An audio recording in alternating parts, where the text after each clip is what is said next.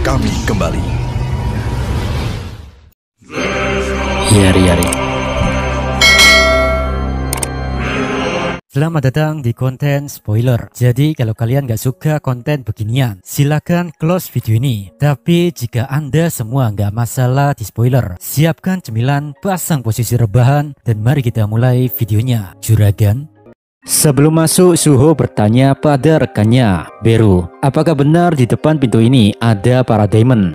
Beru menjawab, ya, saya 100% yakin Monars muda. Mendengar jawaban itu, Suho tanpa mikir lagi langsung membuka pintu yang terkunci secara paksa. Dan seketika itu juga sudah terlihat ada demon lucu di sana. Spontan Murmu kaget dengan kedatangan tamu tak diundang ini. "Oi, siapa kau?" tanya Murmu. Suho pun menjawab dengan bogomnya yang langsung mengenai kepala lawan bicaranya. Alhasil kepala Murmu pun terputus dari tubuhnya. Tercengang, panik, dan takut, itulah yang dirasakan dua demon yang tersisa saat melihat betapa kuatnya MC kita. Di sisi yang lain, bangga dengan pencapaian Suho, Beru berkata, "Sugoi, Monars muda, Anda baru saja memutuskan kepala demon itu hanya dengan sekali serangan saja loh. Aku rasa daily quest dengan Cikadal lumayan worth it sih." Sejenak Suho mengamati orang-orang di sampingnya. Suho bergumam, pandangan mereka semua kosong. Tidak salah lagi, orang-orang ini sudah tak memiliki kesadarannya. Dengan kata lain, tempat yang sedang kupijak sekarang adalah pabrik Stardust. Gak lama kemudian, atmosfer di sini tiba-tiba berubah. Dan di saat bersamaan terdengar suara dari kepala demon yang terpenggal. Murmu berkata, "Topeng hitam, aku sudah menantikan pertemuan ini. Aku tak menyangka bakal bisa bertemu dengan orang yang telah mengganggu bisnis sang utusan." "Ngahahaha, sempurna. Manusia bertopeng hitam, kau cocok sekali untuk kujadikan kado kepada sang utusan." Sambil mengatakan itu, Murmu mulai beregenerasi dengan mengeluarkan tentakel untuk merekonstruksi tubuhnya ke wujud aslinya. Meski wujud Murmu menyeramkan melebihi seramnya Tungtung Saur, Sung Suho tak merasa ketakutan sedikitpun. Di lokasi tim penambang di dungeon Kota Baju, salah satu penambang, kita sebut saja namanya Wonsik, dia berkata, "Kerjaan ini gak ada henti-hentinya bro. Gimana ceritanya batu kristal mana bisa sebanyak ini? Iya, ngomong-ngomong, member baru tim kita itu Hunter Rank E ya? Aneh sekali, asosiasi mengizinkannya masuk ke dungeon rank B. Apa mereka tak peduli keselamatan Hunter itu ya?" Kapten penambang pun membalas, "Jangan meremehkannya bosku, dia memang masih muda, tapi beliau seorang yang sangat pekerja keras." Wonchik pun bertanya balik, "Cuto mate, jangan bilang kalau kau yang menugaskan Hunter rank E itu di area aman dekat pintu masuk ya?" Sang kapten menjawab, "Hoho, nalurimu tajam juga. Baiklah, mari kita selesaikan yang di sini dan cepat bantu dia." Wonsi membalas, "Kapten, kau terlalu baik jadi orang dan menurutku itu tidak baik untuk umurmu." Walau mereka berdua berpikir bisa membantu Suho, tapi nyatanya MC kita telah menyelesaikan tugasnya dan sudah mengumpulkan 4 gerobak batu kristal mana sendirian. Panel pun balik lagi ke duel Suho melawan Murmu. Beliau kini dengan gagah berani tak gentar sedikitpun di hadapan demon yang sangat mengerikan. Beru berkata, "Monars muda, kekuatan demon yang akan kita lawan itu sepertinya lumayan kuat loh." Suho membalas, "Tanpa kau beritahu pun, aku yang sekarang sudah bisa merasakannya karena status kekuatanku banyak yang meningkat. Ya, monster ini berada di level yang sama dengan Hunter yang A. Kira-kira mungkin setara dengan Randolph, Hunter dari Guild Scavenger." Sejenak dalam diamnya Suho melakukan monolog dengan dirinya sendiri. Dia bergumam, "Alasanku memutuskan bergabung dengan tim penambang adalah ingin mencari tahu tujuan asosiasi memerintahkan Guild Grim Reaper di dungeon ini. Namun sekarang aku mengerti pihak asosiasi sudah sadar tentang adanya peredaran Stardust yang Minsung lakukan. Kayaknya sih mereka sedang mencari bukti untuk itu. Tapi kalau memang itu keinginan mereka, maka akan sulit bagiku untuk mencari tahu soal utusan Itarim dari Minsung." Dengan pemikiran itu, Suho pun bertanya pada monster di hadapannya, "Hoi, di mana utusan Itarim?" Sejenak Murmu diam. Sambil menatap Suho, dia bergumam. Keduanya saling mencari. Sang utusan sedang mengincar manusia bertopeng hitam, dan di saat yang sama, topeng hitam juga mencari sang utusan. Lalu kemudian Murmu menangkap kaki Suho dengan tentakelnya. Sambil melakukan itu, dia berkata, "Topeng hitam, tak usah terburu-buru.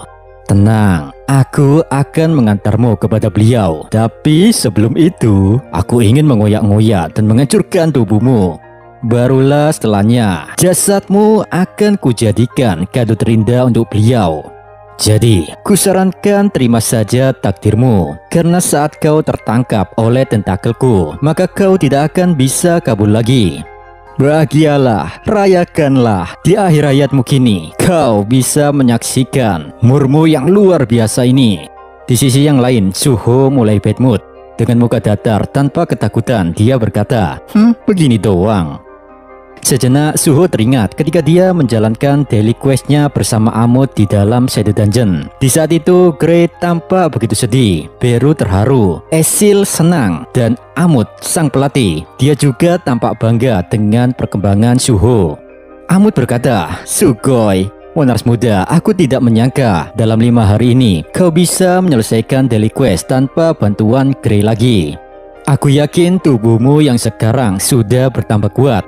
Suho membalas, "Oh, seperti itu ya."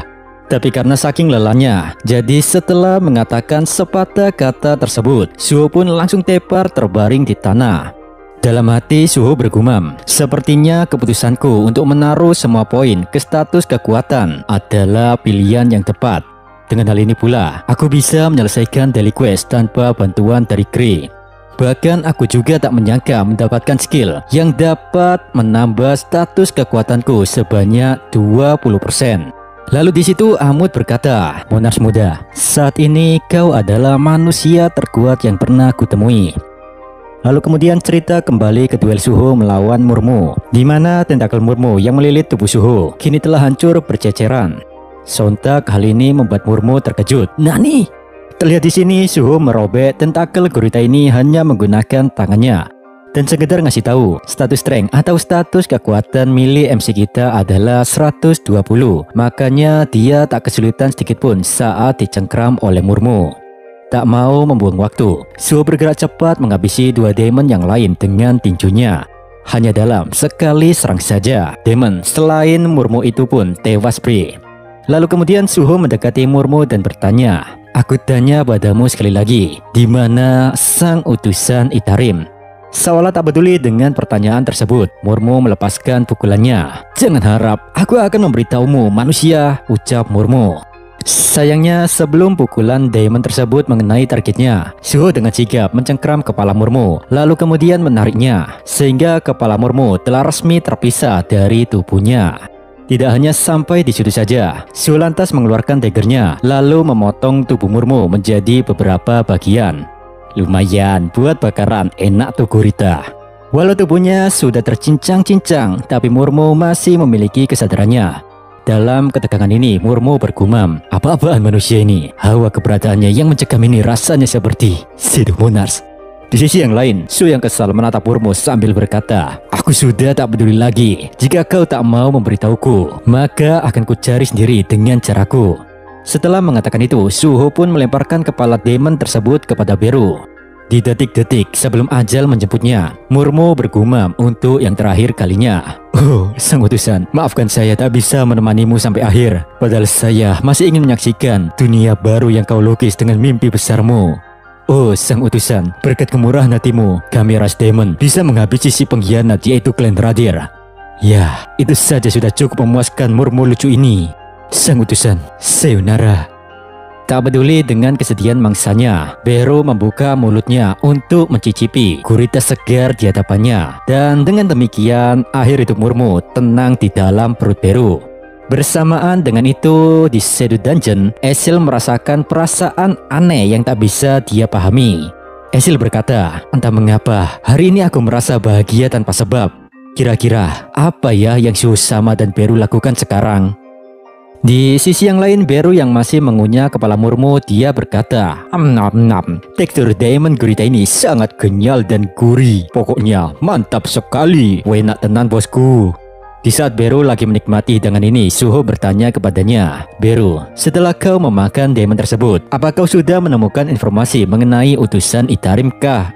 Beru membalas, soal itu, maafkan saya Monars muda. Demon yang bernama Murmu ini melihat dan memuja utusan Itarim sebagai cahaya di hidupnya. Dan entah mengapa hanya informasi itu yang ada di dalam kepala demon ini."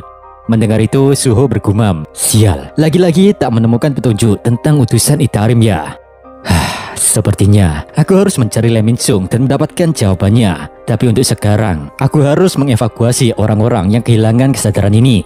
Di saat yang sama, ketika para hunter menuju ruangan bos dungeon, Tiel atau Dojin tidak lagi merasakan keberadaan Murmu dan demon yang lain. Dia bergumam, "Ada apa ini? Kenapa hawa kehadiran para demon telah lenyap? Jangan bilang ini perbuatan asosiasi hunter."